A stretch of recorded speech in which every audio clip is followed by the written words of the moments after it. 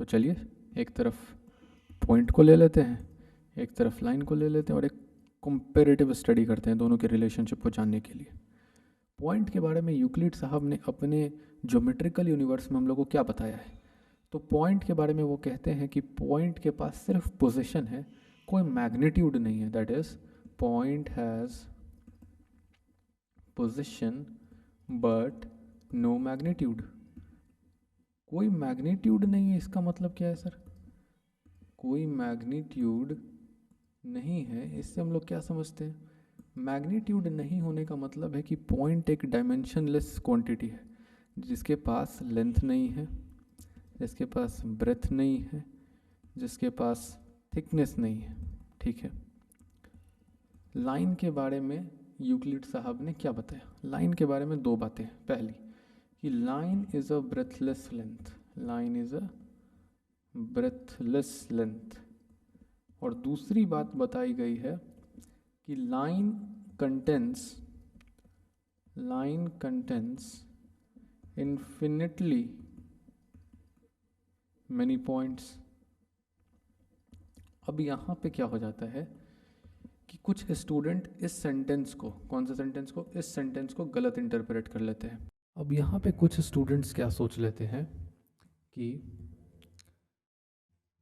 ये जो लाइन है, मान लेते हैं ए बी एक लाइन है, ठीक है। तो कुछ स्टूडेंट्स का कहना है कि ये लाइन बना हुआ है बहुत सारे पॉइंट्स से, जो कि आपस में बहुत ही क्लोजली पैक्ड है, कोई गैप नहीं। P1, P2, P3 ऐसे करके ढेर सारे पॉइंट्स इस पे, इन्फिनाइट पॉइंट्स इस पे हैं जो कि इस लाइन को बनाते हैं। तो मेरा एक सवाल है उन लोगों से, पॉइंट के पास लेंथ नहीं है, लाइन के पास लेंथ है, आप बोल रहे हैं कि पॉइंट से मिलकर लाइन बना है, तो फिर ये बातें आपस में कॉन्ट्राडिक्टरी नहीं है कि पॉइंट से मिलकर लाइन बन रहा है, पॉइंट से मिलकर लाइन बन रहा है, और पॉइंट के पास लेंथ नहीं है लेकिन लाइन के पास लेंथ आ जा रहा है। इसका मतलब यही पॉइंट ऑफ इंटरप्रिटेशन जो है गलत है आपका। इसको तो इसका सही इंटरप्रिटेशन क्या होना चाहिए, चलिए देखते हैं। पॉइंट के पास क्या है? पॉइंट के पास है पोजीशन। पोजीशन वो चेंज करेगा, पोजीशन के चेंज करने से मूवमेंट होगा, उस मूवमेंट से कुछ पाथ क्रिएट होगा, उस पाथ को हम लोग नाम देते हैं लाइन। अब लाइन दो तरीके का होता है, क्योंकि पॉइंट जो है अपना पोजीशन कैसे भी चेंज कर सकता है, वो ऐसे भी जा सकता है या फिर वो ऐसे ऐसे ऐसे करके भी पोजीशन चेंज कर सकता है। इसमें कोई रिस्ट्रिक्शन तो नहीं ना है, पोजीशन चेंज करना है। तो इसी वजह से लाइन जो है इसका दो ब्रांच है, एक है स्ट्रेट लाइन और एक है कर्व्ड लाइन। दोनों में क्या फ़र्क है? तो अगर आप देखेंगे स्ट्रेट लाइन को, तो जब पॉइंट अपना मूवमेंट करके एक पोजीशन से दूसरे पोजीशन पे जा रहा है तो डायरेक्शन में कोई चेंज नहीं है, डायरेक्शन में कोई भी चेंज नहीं है। लेकिन कर्व्ड लाइन में ऐसे ऐसे जा रहे हैं, तो अगर हम एक पॉइंट से दूसरी पॉइंट की तरफ मूव कर रहे हैं तो डायरेक्शन चेंज हो रहा है, डायरेक्शन चेंज हो रहा है, ठीक है।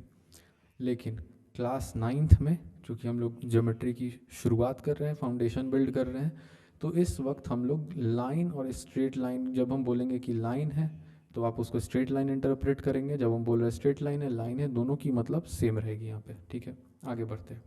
अब लाइन के बारे में कुछ बातें जान लेते हैं। जैसे लाइन ड्रॉ करते वक्त मैंने कुछ इस तरीके से ड्रॉ किया, ऊपर में एक डायग्राम देखिए, यहाँ पे मैंने एक एरो मार्क किया है, यहाँ पे एक एरो मार्क किया है और एक एरो यहाँ पे मार्क किया है। मतलब एक इस लाइन जो है वो दोनों डायरेक्शन में इन्फिनिटली एक्सटेंड कर सकता है, इसमें कोई परेशानी नहीं है, ठीक है। मतलब कोई बिगनिंग पॉइंट या कोई एंड पॉइंट नहीं है। अगर हम लोग कह दें कि लाइन का एक बिगनिंग पॉइंट है और वो एक डायरेक्शन में एक्सटेंड कर रहा है, तो इसको हम लोग कहते हैं रे। और अगर लाइन का बिगनिंग और एंड पॉइंट सर्टेन है, फिक्स्ड है, तो इसी को कहते हैं हम लोग लाइन सेगमेंट। क्लियर? आगे बढ़ते हैं। लाइन से जुड़ा हुआ कुछ और बात है, जैसे intersecting line, intersecting line. Intersecting line किसको कहते हैं? जब दो लाइन एक दूसरे को काट दे किसी पॉइंट पे, that becomes intersecting line. Let us name them A, B, C, D, O. This O will be the point of intersection. Point of intersection. ठीक बात. अच्छा, नेक्स्ट आता है कॉन्करेंट लाइंस. कॉन्करेंट लाइंस क्या होता है? जब तीन या तीन से ज़्यादा लाइन एक ही पॉइंट पे कट करे, एक ही पॉइंट पे क्रॉस करे, तो हम उसको कहते हैं कि कॉन्करेंट लाइंस है. जैसे एक लाइन है आपका ए बी, एक लाइन है आपका सी डी, एक लाइन है आपका ई एफ. ये सब एक ही पॉइंट पे कॉन्करेंट है, एक ही पॉइंट पे कट कर रहा है, क्रॉस कर रहा है, तो हम लोग कहेंगे कि ये तीनों लाइन कॉन्करेंट है. मतलब कॉन्करेंट लाइंस होने के लिए आपके पास एटलीस्ट तीन लाइन होना चाहिए. तीन लाइन या तीन से ज़्यादा लाइन होगा तो हम कहेंगे कि कॉन्करेंट लाइन से, क्योंकि दो लाइन तो एक पॉइंट पे कट करेगा तो हम लोग इंटरसेक्टिंग लाइन बोलते हैं उसको. ठीक है. अब पॉइंट्स के कोलिनियर होने का क्या मतलब है? कोलिनियर पॉइंट्स, ये सब बहुत छोटे छोटे कॉन्सेप्ट हैं. We will complete it swiftly. दो पॉइंट से तो एक लाइन फिक्स होता ही है, ये आपने पढ़ चुका है एक्सियम 5.1 में. वो पिछले लेक्चर में मिस हो गया था एक्चुअली, मैं बता देता हूँ यहाँ पे. ठीक है. एक्सियम 5.1 में ये बताया गया है कि देखिए, एक पॉइंट से तो आप लोग infinitely many lines can cross, बहुत सारे लाइंस क्रॉस कर सकते हैं, बहुत सारे क्या, इन्फिनाइट लाइंस क्रॉस कर सकते हैं एक पॉइंट से. लेकिन जब आप लोग दो पॉइंट्स बनाएंगे प्लेन में, तो वहाँ से सिर्फ एक ही लाइन क्रॉस करेगा, एक ही स्ट्रेट लाइन. मतलब ये अब इन दो पॉइंट्स से पी क्यू से ये कोई लाइन एल यूनिक हो गया. मतलब दो पॉइंट से एक यूनिक लाइन पास करता है. तो कोलिनियर पॉइंट्स कहने के लिए हम लोग क्या कहेंगे कि जब तीन पॉइंट्स एक ही स्ट्रेट लाइन में हो, से एल एक स्ट्रेट लाइन है और एक तीन पॉइंट ए बी सी इसी लाइन पे लाई कर रहा हो, तो हम कहेंगे कि ये पॉइंट्स कोलिनियर है. लेकिन क्या सिर्फ तीन ही पॉइंट्स कोलिनियर हो सकता है? नहीं, मिनिमम तीन पॉइंट्स की रिक्वायरमेंट है बोलने के लिए उस सेट को कोलिनियर पॉइंट्स. तीन से ज़्यादा पॉइंट्स भी होंगे तो कोई दिक्कत नहीं है, तब भी वो सारे पॉइंट्स क्या कहलाएंगे? कोलिनियर पॉइंट्स कहलाएंगे. अब देख लेते हैं सरफेस और सॉलिड को. सरफेस के बारे में यूक्लिड साहब ने अपनी ज्योमेट्री में बताया है कि सरफेस के पास लेंथ होता है, ब्रेथ होता है, बट थिकनेस नहीं होता है. It has length and breadth but no thickness. अभी मैं कनेक्ट करूँगा सबको, बट नो थिकनेस. ठीक है. सॉलिड के बारे में यूक्लिड ने बताया है अपनी ज्योमेट्री में कि इसके पास लेंथ भी है, ब्रेथ भी है और थिकनेस भी है. It has length, breadth and thickness.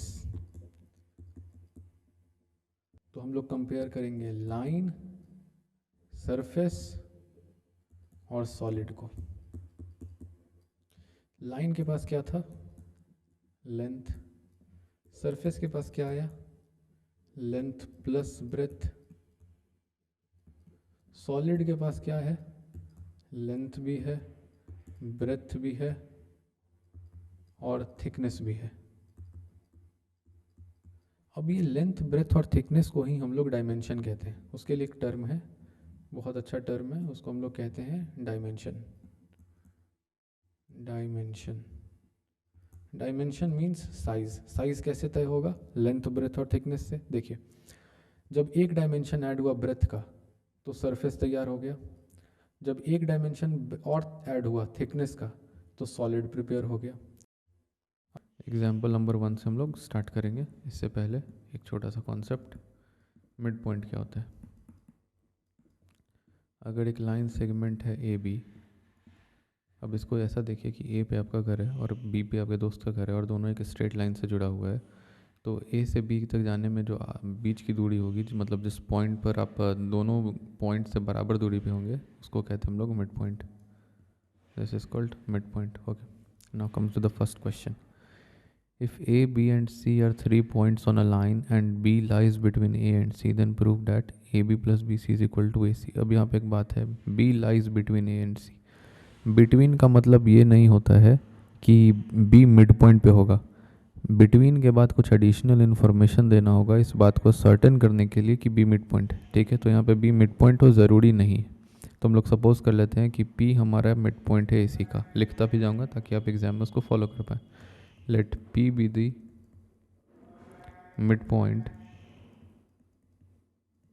Of AC, therefore AP plus PB plus BC is equal to AP plus PC, that is equal to AC, our first equation. In the same way we can also write AP plus PB plus BC is equal to AB plus BC, second equation. By axiom 1 क्या कहता है कि अगर दो quantity किसी तीसरे quantity के बराबर है तो वो दोनों क्वांटिटी आपस में भी बराबर होगी, ठीक है।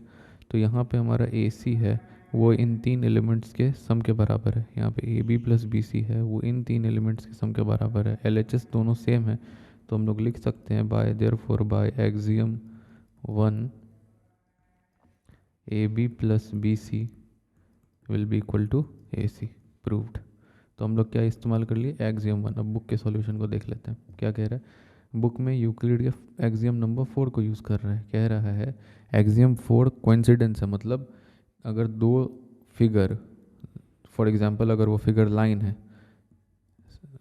ABCD और वो अगर कोइंसाइड कर जाए तो वो इक्वल होता है, मतलब कोइंसाइड कर जाए तो इक्वल, या फिर हम रिवर्स भी बोल सकते हैं, अगर इक्वल है तो वो कोइंसाइड करेगा।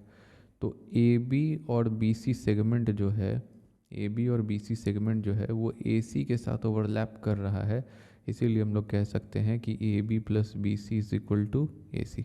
वही सेंटेंस यहाँ पे मेंशन किया गया है, ठीक है।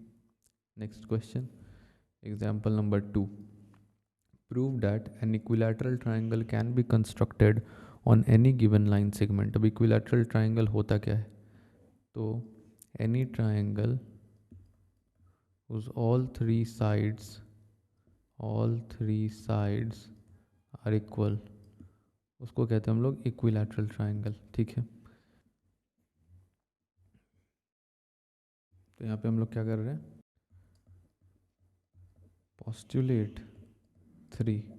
पोस्टुलेट 3 में बताया गया है कि किसी भी पॉइंट को सेंटर मानते हुए किसी भी रेडियस का हम लोग एक सर्कल ड्रॉ कर सकते हैं, ठीक है। तो मान लेते हैं कि AB हमारा एक लाइन सेगमेंट है, A को हम लोग एक सेंटर मान लेते हैं, B को एक सेंटर मान लेते हैं और AB को एक रेडियस मान लेते हैं, ठीक है। Radius equal to R। अब A को सेंटर मानते हुए R रेडियस का हम लोग एक सर्कल ड्रॉ करेंगे, सर्कल का एक छोटा सा हिस्सा हम लोग ड्रॉ कर रहे हैं, आर्क ड्रॉ कर रहे हैं, ठीक है। इन द सेम मैनर हम लोग B को सेंटर मानते हुए R रेडियस का एक और सर्कल ड्रॉ करेंगे, उसका छोटा सा हिस्सा हम लोग ड्रॉ किए, इसको हम लोग कह देते हैं सर्कल 2 और पहले वाले को कह देते हैं सर्कल 1, ठीक। अब इन दोनों सर्कल्स में एक कॉमन पॉइंट है P, दोनों सर्कल के सर्कमफेरेंस पे एक कॉमन पॉइंट है P। तो अगर हम लोग A को P से कनेक्ट करते हैं तो हम कह सकते हैं कि एक सेंटर को सर्कमफेरेंस से कनेक्ट कर रहे हैं, इसलिए AP भी क्या हो गया, R के बराबर, क्योंकि ये रेडियस ही है। अगर हम B को P से कनेक्ट कर दें तो क्या कर रहे हैं, हम लोग सर्कल के सेंटर को सर्कमफेरेंस से कनेक्ट कर रहे हैं, तो सेंटर को सर्कमफेरेंस से कनेक्ट करने वाली लाइन ही रेडियस होती है, तो ये भी हो गया रेडियस R। तो तीनों साइड बराबर हो गया, इसलिए प्रूव हो गया कि ये AB triangle, proved that triangle ABC is an equilateral triangle. Sentence लिख के दिखा देता हूँ ताकि आप लोग एग्जाम में फॉलो कर पाए। Let A and B be two distinct points now considered as centers of two circles. Let AB be the radius.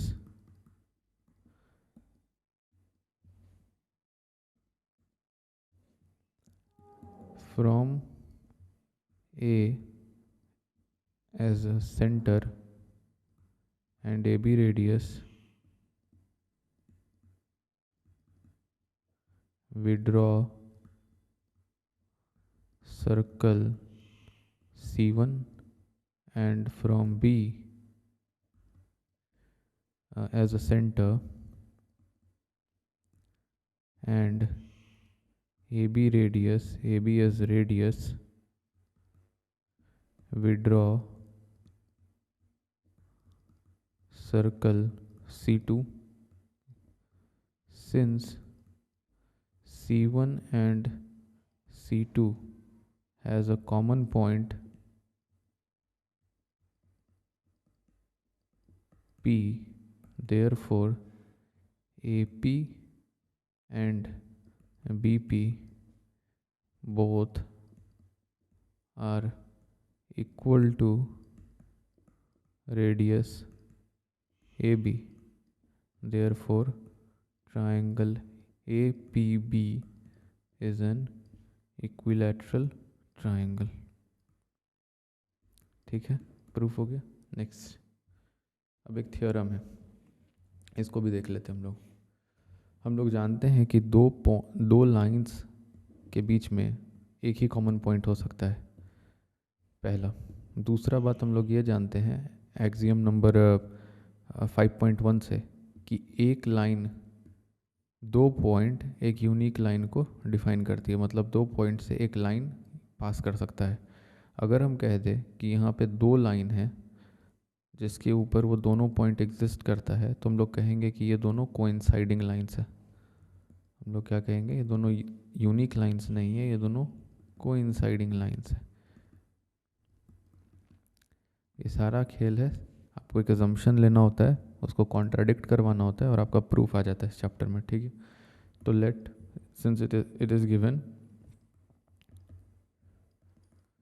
L and M are distinct lines, let P and Q be the points present on both L and M, but since L and M are distinct lines,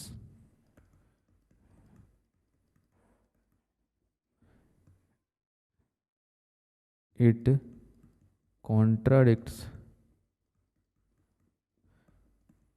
axiom 5.1. Hence, two distinct lines cannot have more than one point in common। ठीक है, अगर हम लोग ये कह दें कि P और Q L पे भी प्रेजेंट है और M पे भी प्रेजेंट है, और ये कह रहे हैं कि L और M डिस्टिंक्ट लाइन्स है, तो दोनों स्टेटमेंट एक दूसरे को कॉन्ट्राडिक्ट कर देगा, क्योंकि एक्सियम 5.1 में बताया गया है कि दो पॉइंट से एक यूनिक लाइन डिफाइन होता है, और अगर दो लाइन पर दोनों पॉइंट एग्जिस्ट कर रहा है, इसका मतलब वो दोनों डिस्टिंक्ट लाइन्स नहीं है, वो दोनों कोइंसाइडिंग लाइन्स है, वो दोनों सेम ही लाइन है।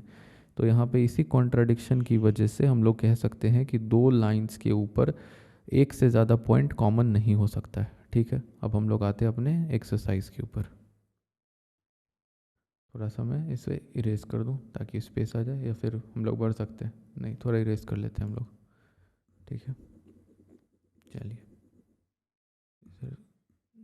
इसको इरेज करते हैं। चलिए आते हैं अब हम लोग अपने एक्सरसाइज पे। क्या कह रहा है, only one line can pass through a single point. अब NCERT टेक्स्ट बुक में ऐसा कोई एक्सियम या पोस्टुलेट नहीं बताया गया है, लेकिन जो आप लोग साइट से बुक पढ़ते हैं RS अग्रवाल, उसमें इंसिडेंस एक्सियम्स ऑन लाइंस में लिखा हुआ है कि एक पॉइंट से मल्टीपल लाइंस पास कर सकता है, इन्फिनाइट लाइंस पास कर सकता है। इसीलिए यहाँ पे लेकिन हम लोग उसको मेंशन नहीं कर पाएंगे क्योंकि वो दूसरी बुक में। तो यहाँ पे हम लोग लिखेंगे it is a false statement, only one line can not pass through a single point. Can not होना चाहिए था, तब ये ट्रू होता, तो ये फॉल्स है। इट इज़ एविडेंट, स्टेटमेंट जाएगा कि it is evident by our observation, by our observation. Second, there are an infinite number of lines which pass through two distinct points. नहीं, अभी अभी हम लोग देखें कि एक्सियम 5.1 में बताया गया है, एक्सियम 5.1 में बताया गया है कि दो पॉइंट से एक यूनिक लाइन डिफाइन होता है। तो इन्फिनाइट नंबर ऑफ लाइंस नहीं पास कर सकता है दो डिस्टिंक्ट पॉइंट से, तो ये भी स्टेटमेंट क्या हो गया, फॉल्स। It contradicts axiom 5.1। अब एक्सियम 5.1 ज्योमेट्रिकल मैग्नीट्यूड कंटेन कर रहा है, फिर भी हम उसको पोस्टुलेट नहीं बुला के एक्सियम बुला रहे हैं। ये हम लोग फर्स्ट लेक्चर में डिस्कस कर चुके हैं, ऐसा क्यों है। A terminated line can be produced indefinitely on both sides. True. कहाँ पढ़े हैं, पोस्टुलेट 2 में। पोस्टुलेट 2 इसी बारे में बोलता है, दो लाइन ड्रॉ किया हुआ, एक लाइन सेगमेंट था और उसमें डॉटेड डॉटेड ऐसे एक्सटेंशन दिया हुआ था, ठीक है, एक्सटेंशन दिया हुआ था। If two circles are equal then radii are equal. अब ये कहाँ से आएगा, ये आएगा एक्सियम 4। एक्सियम 4 किस बारे में बात कर रहा है, कोइंसिडेंस के बारे में। अभी हम लोग एग्जाम्पल में भी इसको देखें कि अगर कोइंसाइड कर रहा है तो इक्वल, या फिर इक्वल है तो कोइंसाइड करेगा। सर्कल अगर इक्वल है तो रेडियस भी इक्वल होगा, क्योंकि कोइंसाइड कर जाएगा रेडियस एक दूसरे के साथ। तो ये भी स्टेटमेंट क्या हो गया, true. If A B is equal to P Q, P Q is equal to X Y, then A B is equal to X Y. True. क्यों, क्योंकि अगर ए बी पी क्यू के बराबर है तो ए बी कोइंसाइड कर जाएगा P Q के साथ, और अगर पी क्यू बराबर है एक्स वाई के तो पी क्यू भी कोइंसाइड कर जाएगा एक्स वाई के साथ। इसलिए हम कह सकते हैं कि ए बी भी कोइंसाइड कर जाएगा एक्स वाई के साथ, और इसी कोइंसिडेंस की वजह से हम लोग कह सकते हैं कि ए बी बराबर एक्स वाई है। It's a true statement. कहाँ से आया ये बात भी, एक्सियम 4। एक्सियम 4 बहुत इंपॉर्टेंट है, वो कॉन्ग्रुएंसी की भी नींव रख रहा है। हम लोग इस सब को डिस्कस कर चुके हैं फर्स्ट लेक्चर में। पैरेलल लाइंस में डिस्कस करूँगा पोस्टुलेट नंबर 5 के साथ एक अच्छा कनेक्शन बिल्ड करते हुए फोर्थ लेक्चर में। अभी हम लोग सेकेंड लेक्चर में परपेंडिकुलर लाइंस में डिस्कस करूँगा थर्ड लेक्चर में, जब लाइंस एंड एंगल्स आ रहे होंगे। लाइन सेगमेंट बता देता हूँ। Any section on a line with a definite length, the definite length is called a line segment। हम लोग अभी अभी डिस्कस करके आए।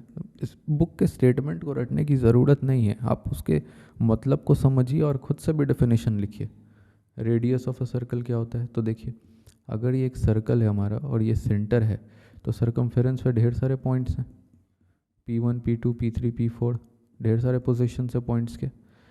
तो क्या हम कह रहे हैं कि रेडियस क्या होता है कि सेंटर से सरकमफेरेंस पे लाई कर रहे किसी भी पॉइंट तक की दूरी बराबर होती है। तो हम लोग कहेंगे रेडियस क्या है कि radius is a fixed distance between centre and any point on the circumference, any point on the circumference, ठीक है। थर्ड क्वेश्चन में थोड़ा सा डिस्कशन लगेगा, इसलिए हम लोग पहले आगे के क्वेश्चंस को देख लेते हैं, फिर आएंगे हम लोग थर्ड पे।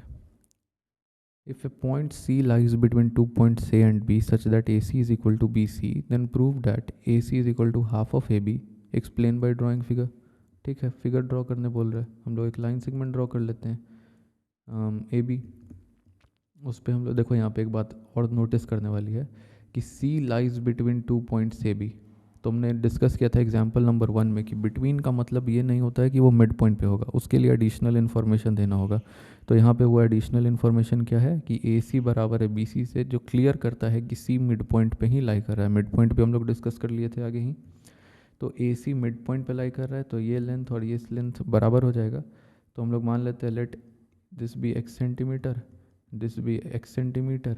तो ए बी कितना हो जाएगा तुम्हारा 2 सेंटीमीटर, 2x सेंटीमीटर देयर। और सिंस ए सी और बी सी लाई कर रहा है, ओवरलैप कर रहा है ए बी के साथ, या फिर हम लोग इसको इस तरीके से भी देख सकते हैं, दोनों स्ट्रेट लाइन्स है और दोनों की लेंथ्स आपस में बराबर है। दोनों इन दोनों सेगमेंट के सम से ये लेंथ तैयार हो रहा है, तो हम लोग कह सकते हैं बाई एक्सियम 4 कि A C will be equal to half of A B. Coincidence से प्रूफ कर दिया ना हम लोग इस बात को, तो फिर हम लोग देख रहे हैं कि ए सी एक्स है और ए बी तुम्हारा 2x है, तो प्रूफ हो गया कि A C is equal to half of A B. ठीक है। Question number 4, point C is called mid point. Mid point हम लोग डिस्कस करके आए हैं of A B. Prove that every line segment has one and only one mid point. देखिए, मान लेते हैं ये हमारा एक लाइन सेगमेंट है A B. Let A B be a line segment. Okay, let C and D be two midpoints on AB। दो mid point मान लेते हैं, C को भी मान लेते हैं और D को भी मान लेते हैं। मिड पॉइंट के बारे में क्या जानते हैं कि मिड पॉइंट बीच की दूरी होती है, मतलब अगर मिड पॉइंट पर से हम लाइन सेगमेंट को तोड़े तो दोनों जो टुकड़ा लाइन सेगमेंट का आएगा वो दोनों एक दूसरे के साथ ओवरलैप करना चाहिए। अगर C और D मिड पॉइंट है तो AC should overlap with AD, but क्या देख रहे हैं कि AD is greater then AC। मतलब जो मिड पॉइंट का प्रिंसिपल है कि वो मिड पॉइंट पे तोड़ने पे दोनों सेगमेंट ओवरलैप करना चाहिए एक्सियम 4 के हिसाब से, वो यहाँ पे कॉन्ट्राडिक्ट हो जाएगा। इसीलिए हम लोग कह सकते हैं since AD is greater then AC therefore it contradicts axiom 4 and definition of midpoint, therefore a line segment can have only one midpoint। Clear है यहाँ से?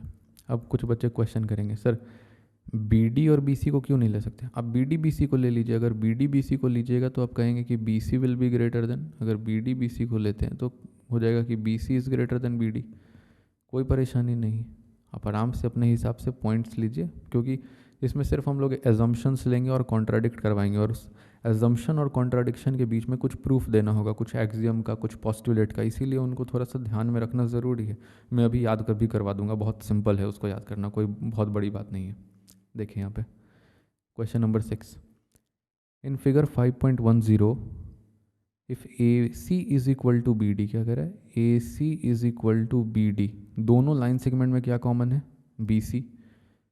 तो AC बराबर अगर BD है, और हम लोग को ये प्रूफ करना है कि ABCD के बराबर है, AC बराबर अगर BD है, तो हम लोग एक्सियम नंबर 3 में पढ़ के आए हैं कि अगर दो क्वांटिटी आपस में बराबर है और उसमें से दोनों में से हम लोग सेम क्वांटिटी सब्ट्रैक्ट कर दें तब भी वो इक्वालिटी बराबर होल्ड करेगी। फर्स्ट लेक्चर में हम लोग डिस्कस किए थे इसको। तो अगर हम दोनों साइड से BC को सब्ट्रैक्ट कर दें तब भी ये इक्वालिटी होल्ड करेगी। अब AC सेगमेंट में से अगर हम लोग BC को माइनस कर दें तो क्या बचेगा? AB। ठीक है। और BD सेगमेंट में से अगर BC माइनस कर दे तो क्या बचेगा? CD। लीजिए, प्रूफ हो गया। हम लोग क्या रीज़न देंगे? एक्सियम 3 को। एक्सियम 3 से हम लोग यहाँ पे पहुँच गए। Why is axiom 5 in the Euclid's axiom considered a universal truth? Axiom 5 में लिखा हुआ है the whole is greater than the part। तो यहाँ पे सिंपल स्टेटमेंट लिखना है हम लोग को कि it is evident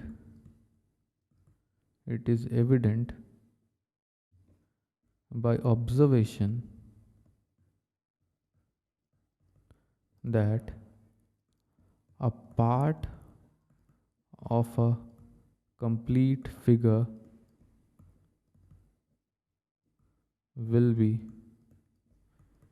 less than the whole। बस यहाँ इंपॉर्टेंट वर्ड है एविडेंट बाय आवर ऑब्जर्वेशन। बस इसका आंसर में यही इसका मेन पॉइंट है, एविडेंट बाय आवर ऑब्जर्वेशन। क्योंकि ये तो एक्सियम है, इसको यूनिवर्सल ट्रुथ क्यों कहा जा रहा है? क्योंकि ये एविडेंट है हमारे ऑब्जर्वेशन से, हमारे एजम्पशन के हिसाब से ये एविडेंट लग रहा है। हम लोग जो देख पा रहे हैं उस हिसाब से लग रहा है कि हाँ ऐसा सही होना चाहिए। ठीक है। अब आ जाते हैं क्वेश्चन नंबर 3। और क्वेश्चन नंबर 3 के लिए चाहिए थोड़ा सा स्पेस, तो चलिए हम लोग इसको इरेज कर लेते हैं पहले। चलिए देखते हैं क्या कह रहा है। Consider to postulates. पोस्टुलेट्स मतलब हमारा अजम्पशंस, इमेजिनेशन। तो एनसीईआरटी क्या कर रहा है कि अपना ज्योमेट्रिकल यूनिवर्स बिल्ड करने के लिए दो पोस्टुलेट्स ले रहा है, दो अजम्पशंस ले रहा है।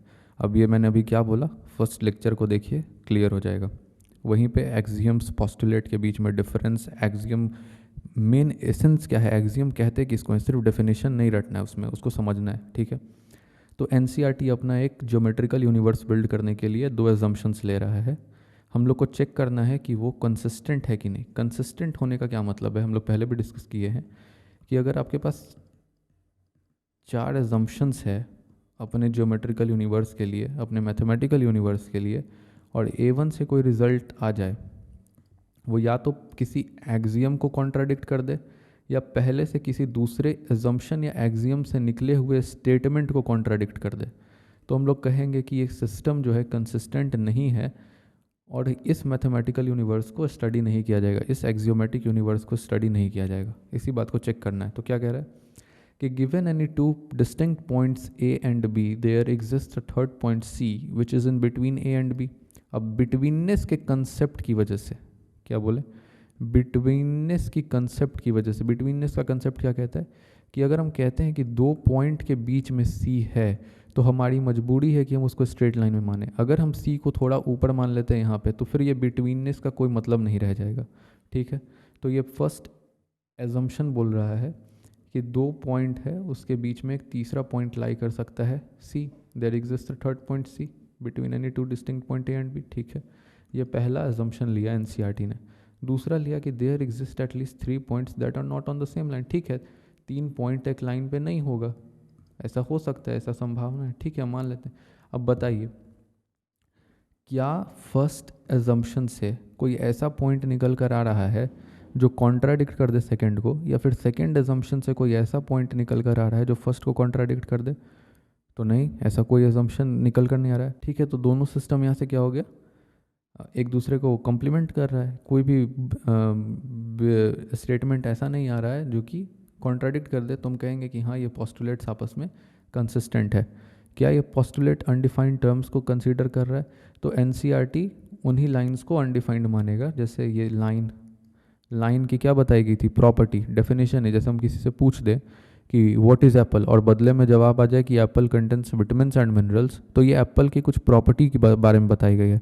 एप्पल इज़ अ फ्रूट, वो उसका डेफिनेशन होता। तो पॉइंट और लाइन को यूक्लिड ने अपने ज्योमेट्रिकल यूनिवर्स में, अपने एक्सियोमेटिक यूनिवर्स में लाइन और पॉइंट की प्रॉपर्टी बताई है, उसको डिफाइन नहीं किया है। अगर कोई दूसरा एक्सियोमेटिक यूनिवर्स क्रिएट करते हैं कोई और मैथमेटिशियन, तो अपने हिसाब से पॉइंट और लाइन के डेफिनेशन को, प्रॉपर्टी को चेंज कर सकते हैं या डेफिनेशन दे सकते हैं, ठीक है।